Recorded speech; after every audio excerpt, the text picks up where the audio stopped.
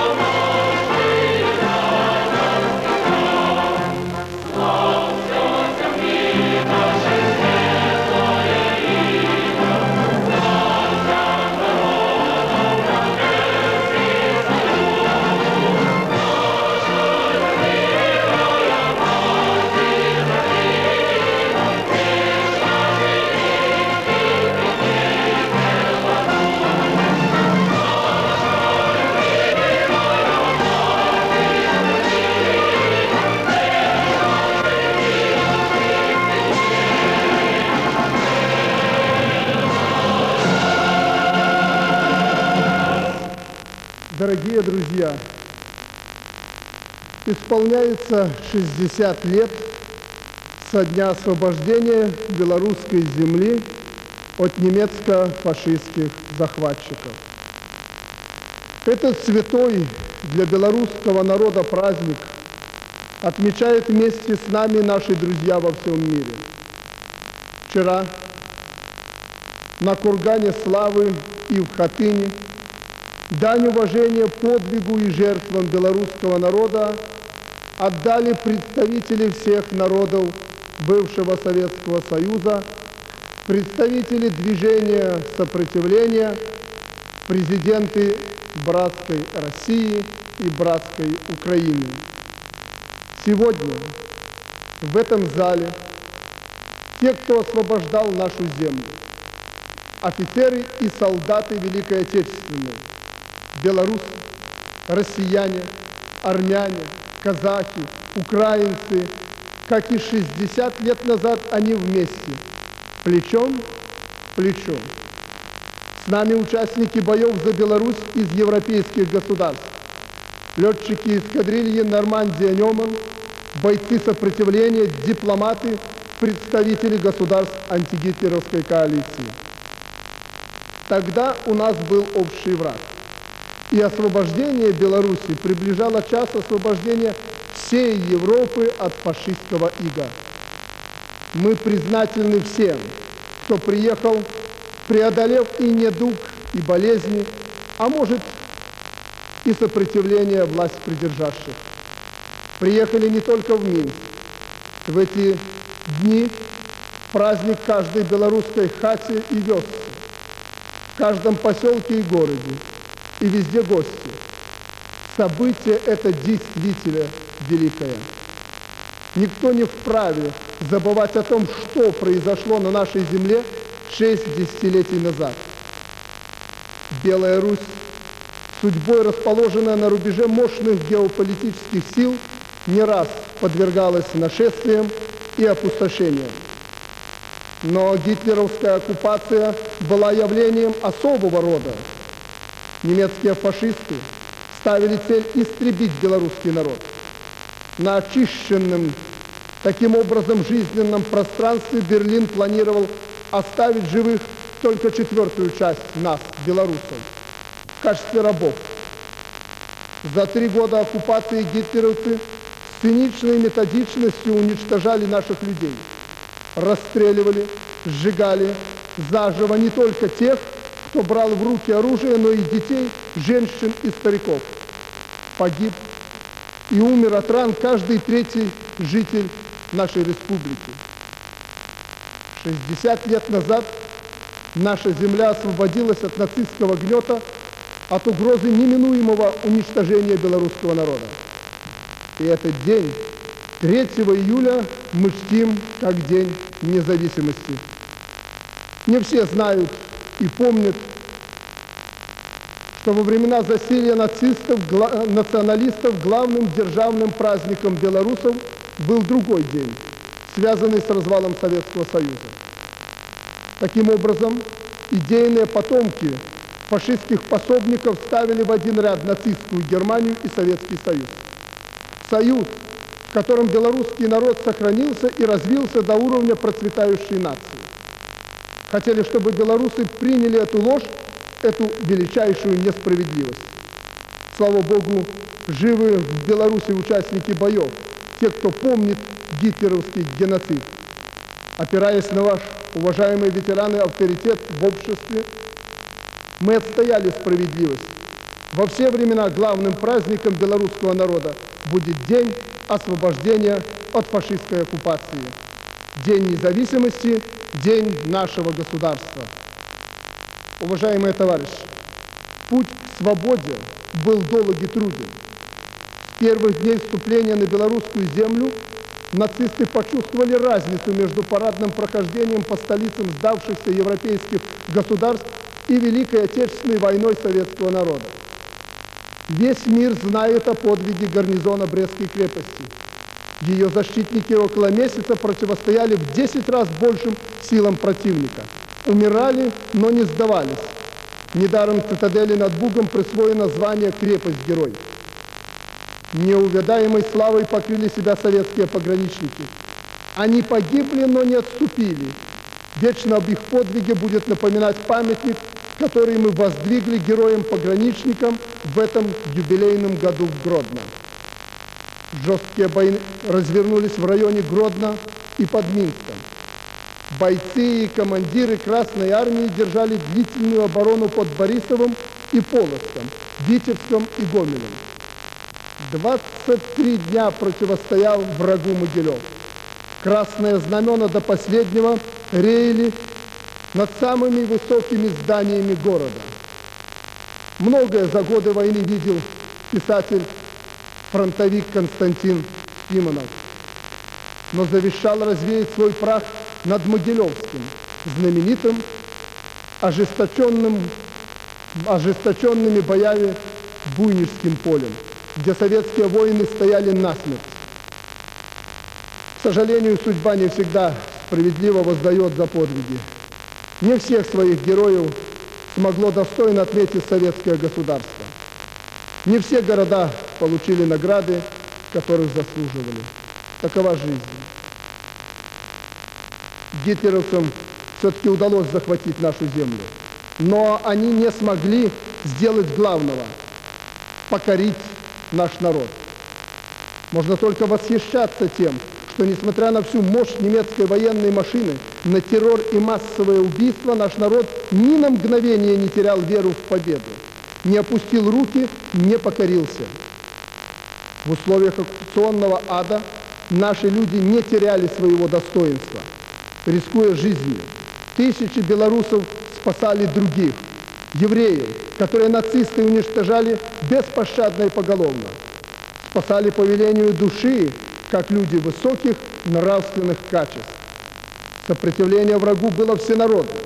В Беларуси сражалось более 370 тысяч партизан. Более 400 тысяч человек составляли резерв народных мстителей. В лесную армию уходили целыми семьями и деревнями. К концу 43-го под контролем партизан находилось около 60% территории Беларуси. Тут было создано более 20 свободных от захватчиков партизанских зон, опорных пунктов борьбы. На фронтах Великой Отечественной воевали свыше 1 300 000 уроженцев нашей республики. Полное освобождение Беларуси принесла стратегическая операция «Багратион». Начали ее раньше, чем было запланировано по просьбе союзников. У них не было такого опыта упорных и изнурительных боев, и они опасались концентрации гитлеровских сил на своих фронтах. Операция показала неодолимую мощь советской армии и стратегическое мышление ее командования. Она увенчалась полным успехом. К 60-летию освобождения мы заново восстановили памятники в нашем государстве. Свидетельством тому курган славы, Брестская крепость, Хатынь. По всей Беларуси, начиная с деревень и заканчивая столицей, приведены в должный порядок воинские памятники, обелиски славы. Их у нас 8,5 тысяч. Всем миром, руками и взрослых, и молодежи, в основном не за деньги, а по зову сердца мы оживили наши святыни. Так мы чтим и будем чтить память погибших. Так мы воздаем должное подвигу старшего поколения. Но еще больше мы это делаем для поколений молодых. Героизм нашего народа, ветеранов, находящихся в этом зале и за его пределами, это тот моральный стержень, который позволяет держать гордо и прямо голову с достоинством и нам, и нашим детям, и нашим внукам. Мы знаем, чувствуем, верим, что нам, чьи отцы и деды сокрушили самую мощную и изощренную машину уничтожения, под силу самые высокие вершины. Мы не приемлем советов забыть о войне. Мол, прошло более полувека, зачем ворошить старое, надо думать о хлебе насущном. Так подсказывают из-за рубежа, так говорит внутренняя политическая оппозиция. Отрезая нас от исторических корней, они хотят лишить народ героического прошлого и уверенного будущего. Хотят отнять у нас великую победу. Вклад советского народа в победу над фашизмом преуменьшается и замалчивается по очень многим причинам. Первое и самое трагическое – у нас нет той великой державы, водрузившей над Рейхстагом знамя победы. Она не может, где постоять за правду, отрезвить и поставить на место тех, кто чувствует себя сегодняшними хозяевами мира. Еще одна причина. Во Второй мировой войне у каждого, мол, народа своя история. Но у нашего народа нет ничего такого, что надо было скрывать, поправлять. Мы всегда были людьми честными, верными друзьями и надежными союзниками.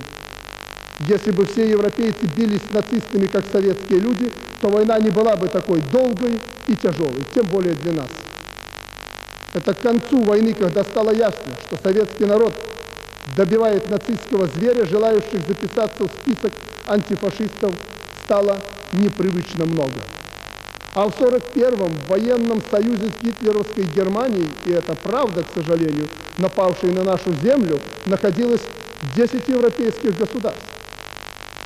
Понятно, что их потомкам не хочется вспоминать об этом. Да, Честные люди в молниеносно завоеванной гитлеровцами Европе, значит, такое было сопротивление, не примирились с нацизмом. Кто как мог в меру своих сил, прежде всего силы духа, сопротивлялся. Мы знаем и чтим героев сопротивления, в том числе и в самой Германии. С огромным уважением мы относимся к подвигу и жертвам, принесенным на алтарь общей победы союзниками Великобритании, Соединенными Штатами Америки и Францией. Но мы не можем забыть того, что уничтожали наших людей не только немецко-фашистские захватчики, но и их приспешники разных национальностей, в том числе и прибалтийские эсэсовцы, сжигавшие белорусские деревни и города. И сегодня, находясь уже в составе Евросоюза, самого демократического, они, ветераны СС, проводят свои парады и вспоминают свое боевое прошлое. А их дети и внуки опять не прочь продиктовать, какой должен быть порядок в Беларуси. Они договариваются до того, что им надоела стабильность в нашей стране. Принять высокомерие европейских чиновников, пытающихся в компании с горсткой прикормленных оппозиционеров проучить Беларусь за строптивость мы не можем. Эти люди, зная вклад белорусов в победу над фашизмом, зная про нашу чернобыльскую беду, серьезно озабочены тем, как бы сделать нам хуже.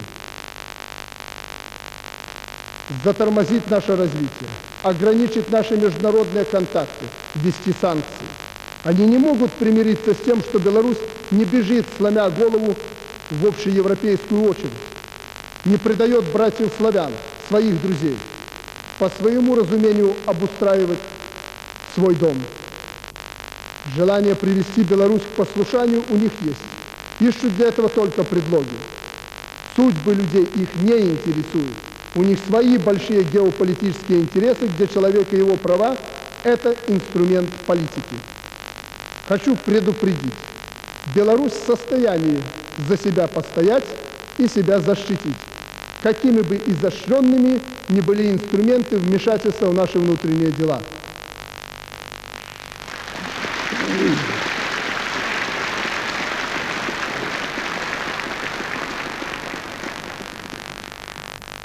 Особо о нашем соседстве с НАТО.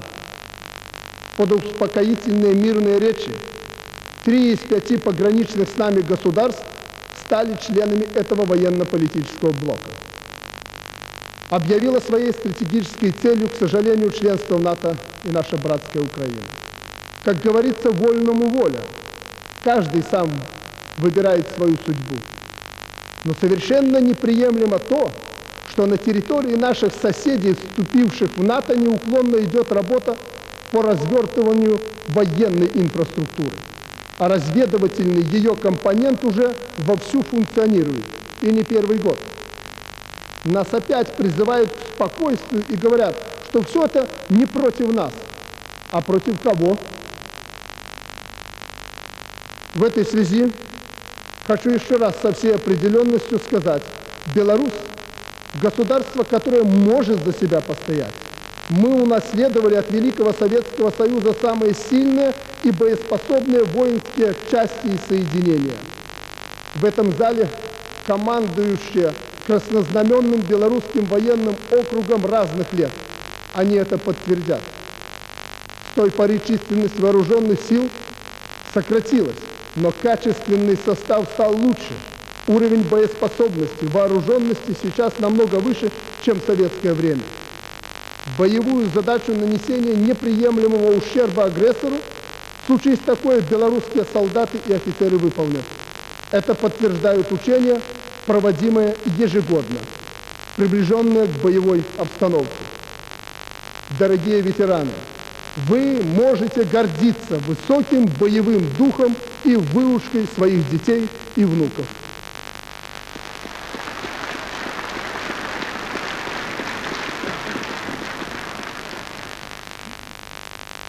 Я, уважаемые друзья, хочу сделать небольшую оговорку, отступив от текста. Я осознанно посвятил в этом кратком выступлении этому вопросу такое место. Я не хочу, чтобы в случае какого-то осложнения обстановки Хотя вы можете быть спокойны. Сегодня мы не видим этих осложнений, и дай Бог не увидим.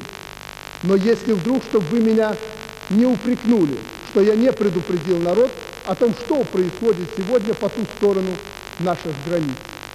Мы будем делать все, чтобы наш народ, как и прежде, жил мирно и спокойно.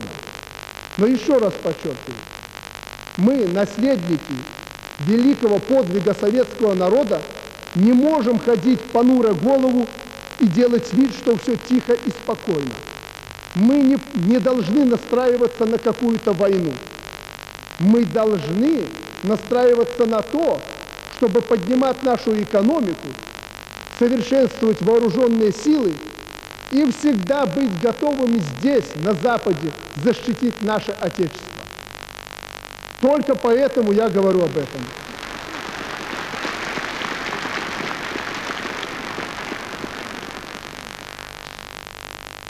В этом зале и в этот день будет уместно повторить то, что несколько дней назад мною было сказано в Бресте.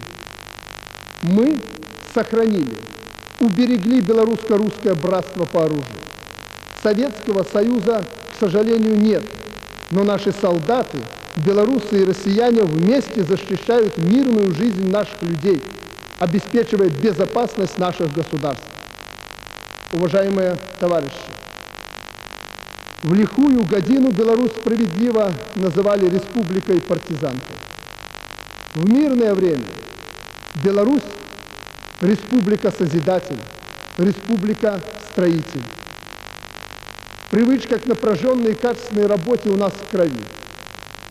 Мы унаследовали это от тех, кто за невиданно короткие сроки восстановил полностью разрушенную и ограбленную страну. Оккупантами было уничтожено более половины национального богатства Беларуси.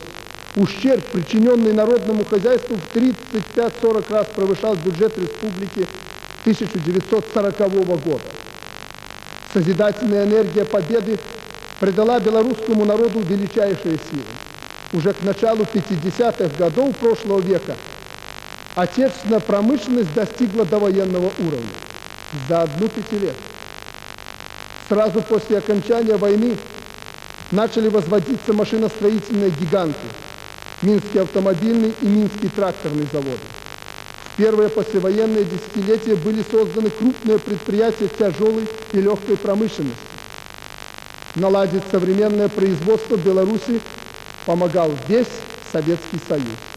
Коллективы, где вместе с белорусами работали высококвалифицированные специалисты из России, Украины, других республик, заложили мощный фундамент отечественной индустрии.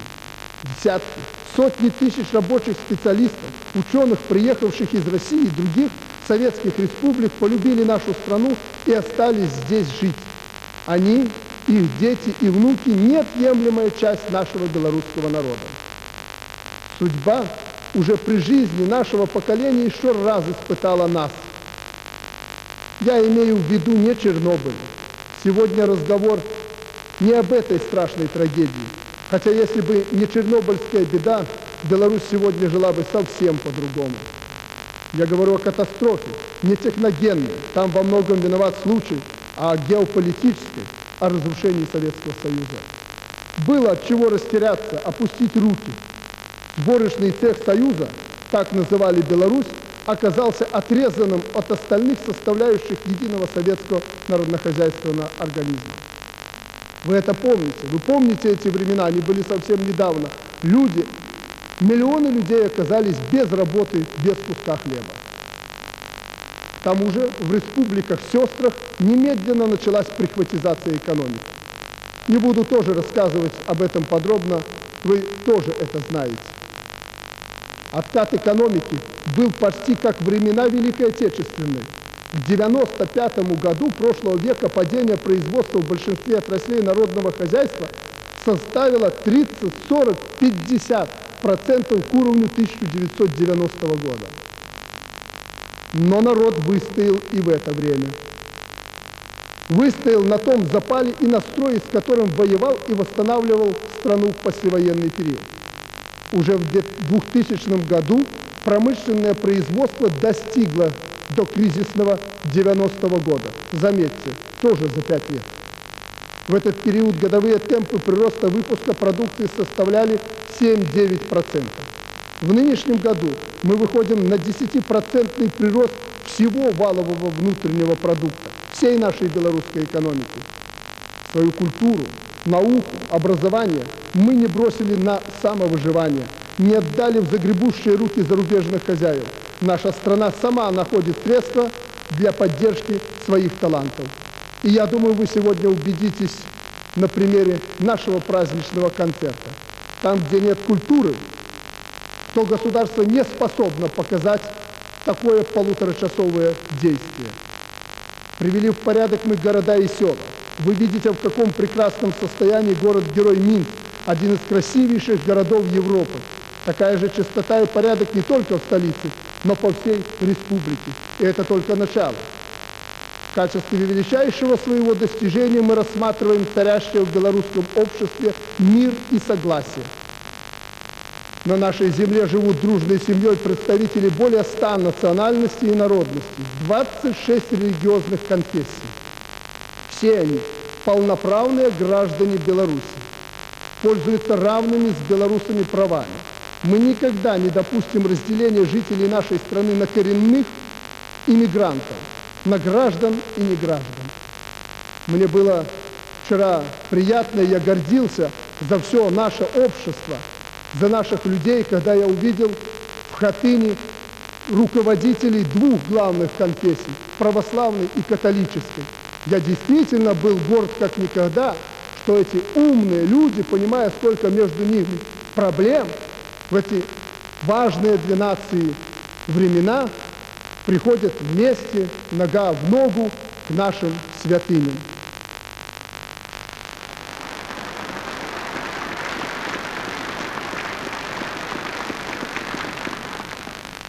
Уважаемые ветераны, нашей мирной жизнью мы обязаны вам, защитившим страну в военное лихолетие и восстановившим ее в послевоенные годы.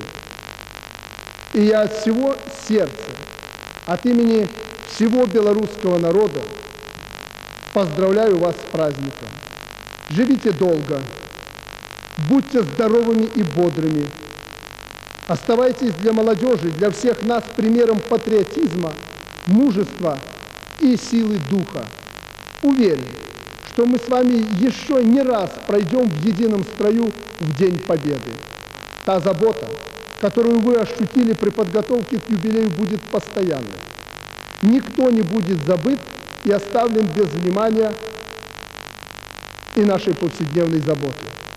Даже в отдаленных и небольших деревушках. Это наш сыновний и гражданский долг. Уважаемые зарубежные участники освобождения Беларуси, примите искреннюю благодарность за все сделанное вами, за то, что через десятилетия вы принесли чувство боевого братства и любви к белорусской земле. Дорогие друзья, я горячо и сердечно поздравляю всех вас с 60-й годовщиной освобождения Республики Беларусь от немецко-фашистских захватчиков. С Днем Независимости! Желаю счастья, здоровья и благополучия. Живите в мире и согласии.